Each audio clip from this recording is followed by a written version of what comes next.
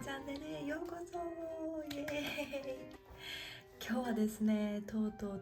この日がやってきてしまいました。このシアタービレフェルトでの最後の公演日です。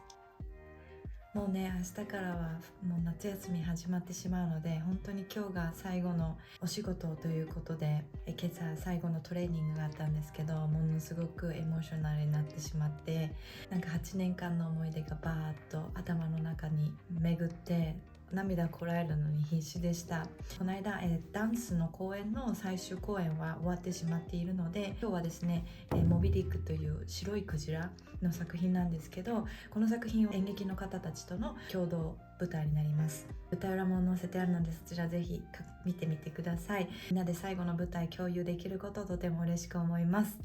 最後の舞台ということで、今日は8年間のパフォーマンスを振り返ってみたいと思います。今だからこそできると思うので、8年間分のステージビデオと写真とか載せてしまおうかなと思います。8年間というと結構なですね、量の舞台に出演しまして、私も8年間でかなり成長いたしましたので、初めの頃の舞台とかはちょっと見るの恥ずかしいんですけれども、大公開ということで、皆さんにシェアしていきたいと思います。最後までどうぞごゆっくりご覧ください。それでは未公開動画行ってみましょう。レッツゴー。私はですね、2015年の夏から、今はですね2023年の6月ですねまで、この劇場で踊らせていただきました。途中ねCOVID が流行りまして、ロックダウンが2回かなこの劇場はあったんですけれども、それを挟んでですね、トータル初演が24公演でした。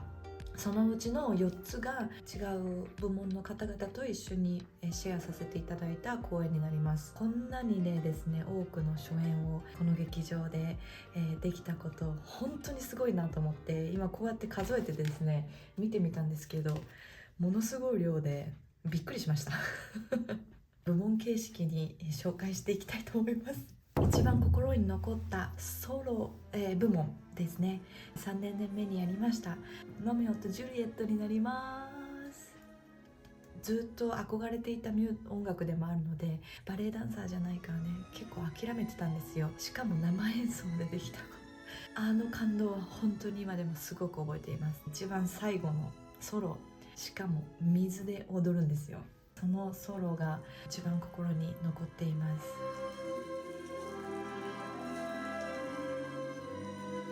すごく美しいミュージックの中で自分一人だけの空間を生み出して、最後の一番重要な部分なので、いろんな方々にもまだあの時のジュリエットのソロはすごい良かったっていうのを聞きますし、もうこのソロはね一生忘れないでしょう。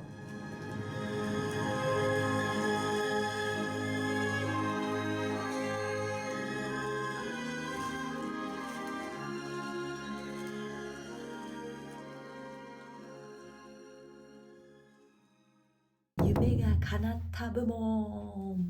ドゥルルルン。1年目にやりましたクインシダンスっていう、作品があるんですけど、その中の一つの作品 What the Body Does Not Remember、 ウルティマベースの作品になります。この作品はですね韓国でも見まして、ずっと憧れていたカンパニーなので、その作品を踊れたことすごく光栄に思います。ものすごく難しかったし、初めてカンパニーに入ってレパートワをやらせていただけたってことはすごくラッキーだったなって思います。夢が叶ったっていう感じでしたね。はい。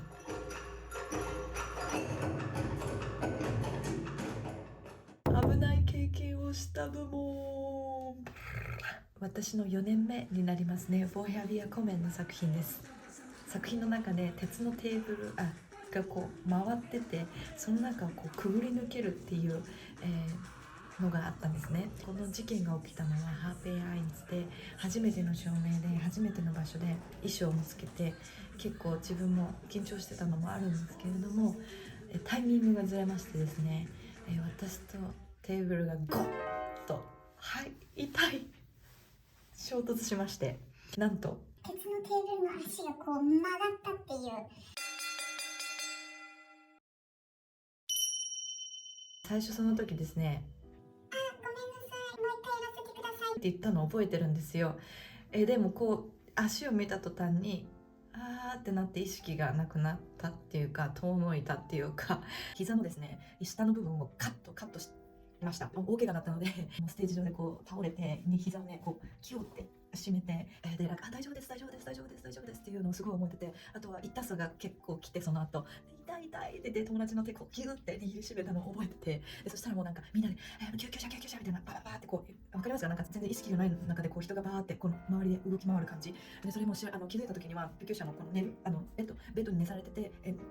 この病院にすぐ行きました。そしてですね、多分いくつだろう、7針8針ぐらいになったんですね。もうそれはもちろん踊れないので、確か1ヶ月ぐらいかなお休みしましたね。いやこれはですね、私の、生きてる中というか今までの中で一番大きな怪我でした。自分のやりたかった役とかもできなくなってしまったりとか、すごい悔しい思いをしたんですけれども、膝だったので少しずれてたらもうきっと踊れてなかっただろうなと思って、このシアタービレフェルドに多分眠ってるであろう劇場の天使に、多分守られたんだろうなって思います。大変な出来事でしたがいい経験にもなりましたし、その踊れない中やっぱりダンスが好きだなっていうのを再確認できたことと、あとまたね外からこう見て学ぶっていうことを学びましたね。いやね、8年間も踊ってるといろんなことありますよね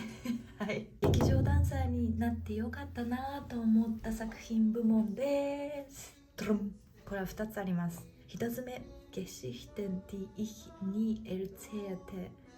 です。一番最初ですね、この劇場に来た時に踊った作品です。最後にですね、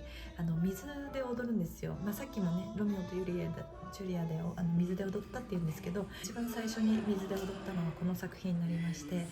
舞台の上で水をまいて踊れるんだと思って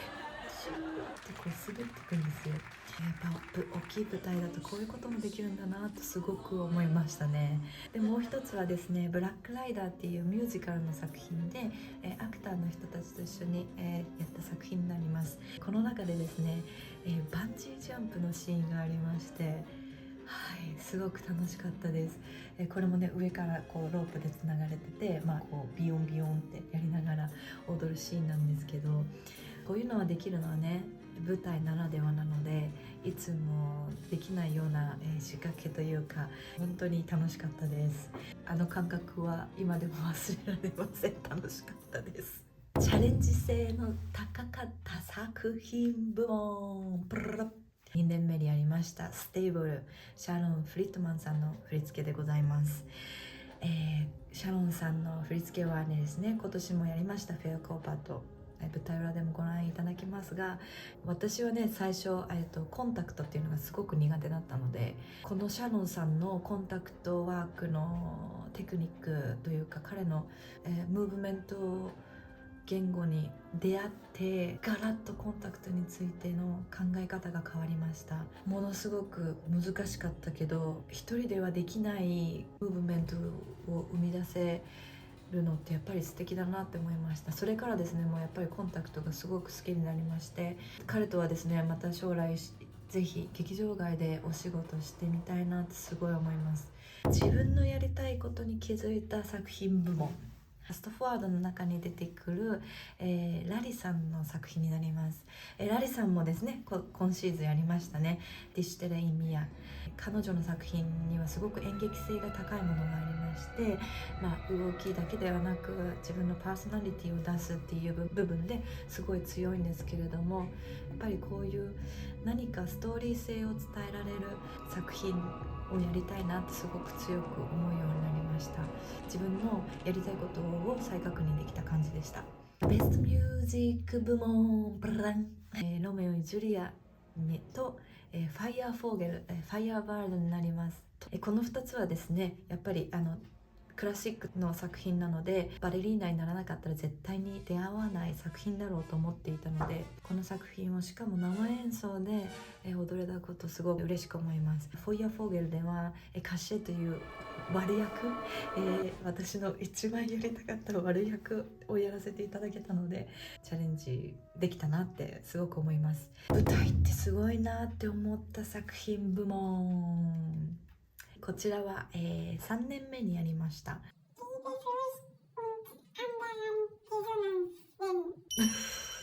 言えてね、すごい難しい。はい、私はずっとリーベって呼んでたんですけど、はい、この作品になります。このですね舞台セットはですね、なんかねアパートメントみたいにね、こういろんな部屋が分かれてて、ものすごく楽しかったです。中を行き来してこのストーリーがあって、作品も物語性を自分ですごく考えられたので、すごく楽しかったです。やっぱそういうのが好きなんですね。ただ単に踊るっていうよりも、なんかやっぱりストーリー性があって、自分のこうパーソナリティを出せるというか、自分の考えを表に出せる、そういう作品ってすごく楽しいなって思います。はい、タンツテアターやっぱり好きなのかなって思います芸術的作品部門、こちらはですね、アニマ・オブスクラなネリリンさんの作品になります。いやー、彼女のなんて言うんだろう、照明、衣装、ダンス、全てがものすごくマッチしてたと思います。すごく夢の中で踊ってる感じでしたね。幻想的でした、踊ってて。彼女のムーブメントスタイルは私には絶対合わないと思ってたので、始まる前はねすごく不安だったんですけれども、開けてみるとこう彼女も心からこう何かを出すのをダンサーに求めてきたので、通じ合ったっていうか、なので私もすごく楽しんで踊ることができました。ラインが結構多いのでね、こう練習するのすごく大変でしたが、自分の新しい、スタイルに出会えたというか、そういうのを学べてすごく楽しかったです。そして次のステップにつながった部門、こちらはですね、グレゴさんの作品「ビンターライゼ」になります。今シーズン踊らせていただきました。皆さんもご存知の通り、次のシーズンブランシュバイグシアターに行きます。そのですねディレクター、振付家の方がグレゴさんなんですけれども、グレゴさんとはこの作品でお会いしました。昔こちらの劇場にも振付家として働いてたので、いろんな人からは彼について聞いたりはしていたので、いざ一緒に働いてみるともうね、はい、マッチしましたね。あ、これがやりたいんだみたいな、彼のやりたいこともそうだし、私がやりたいって思ったことも彼がすごい理解してくれたりとか、それでガイドして私のやりたいことをもっと深めていってくれるみたいな、なんか心から通じ合った感じで、この人やっぱり素敵だなって思った時に、その次のシーズンのコントラクトのオファーをいただいたので、わあすごいって思いましたグレゴさんと一緒にお仕事できたことはすごく自分の中で大きかったと思います。来シーズンからすごく楽しみです。その他ということで、2つ作品、3つかな、作品があります。一つはパルシファールって言って、今シーズンにあった作品なんですけど、これはオペラの作品で、私はビデオ参加でした。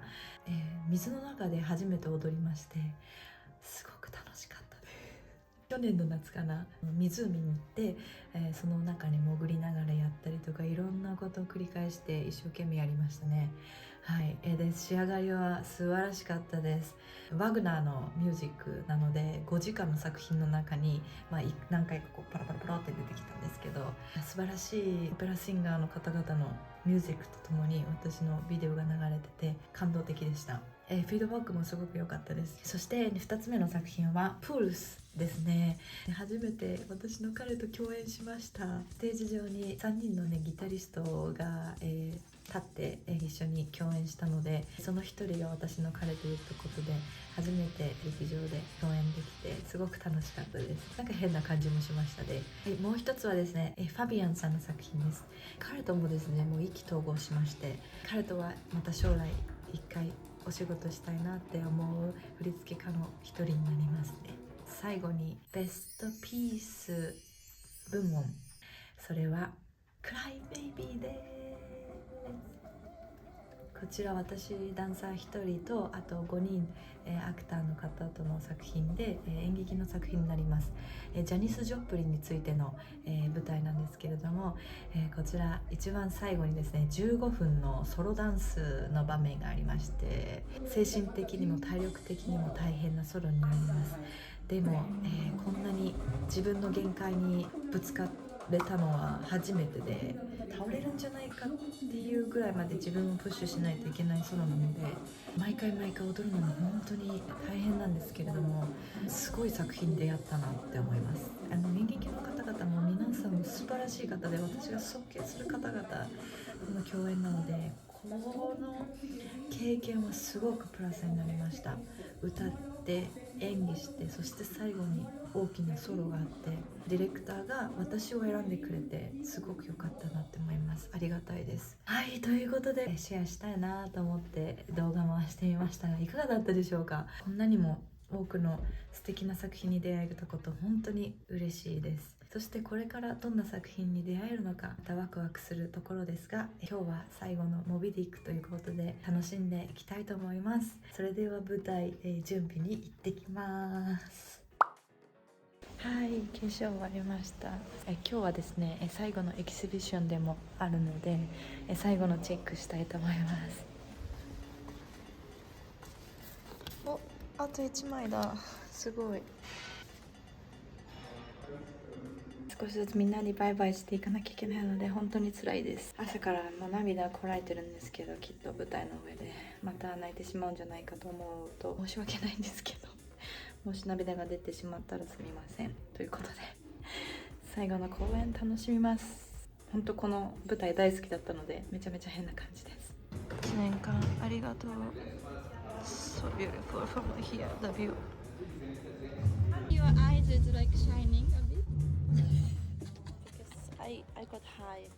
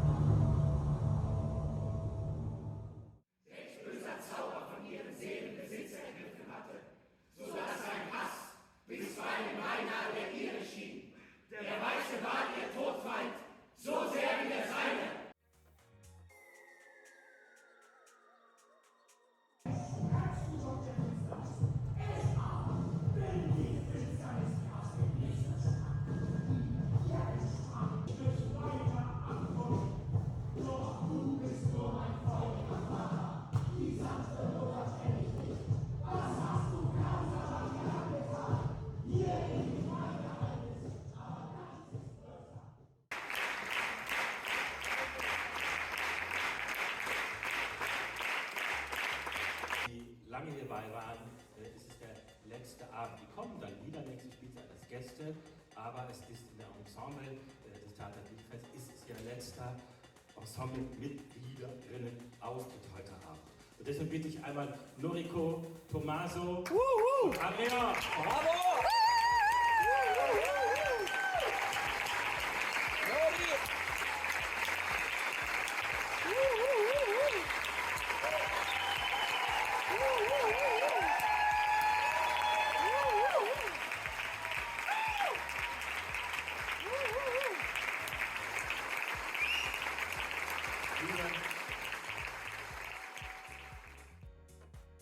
年間とても素敵な、夢を見させていただきました。やっぱりこの舞台からの景色はものすごく美しかったです。NEXT シーズンももっともっと高いところに行けるように日々精進して頑張りますので、どうぞ応援よろしくお願いいたします。今回これでビーレフェルドの、舞台裏終わりになりますが、今後ともどうぞのりこチャンネル楽しみに待っていてください。次はブランシュバイグでの舞台裏始まりますので、チャンネル登録の方と高評価の方よろしくお願いいたします。本当に最後の舞台裏と、未公開映像でした。次のビデオでお会いしましょう。バイバイ。この楽屋ともお別れです。ありがとう。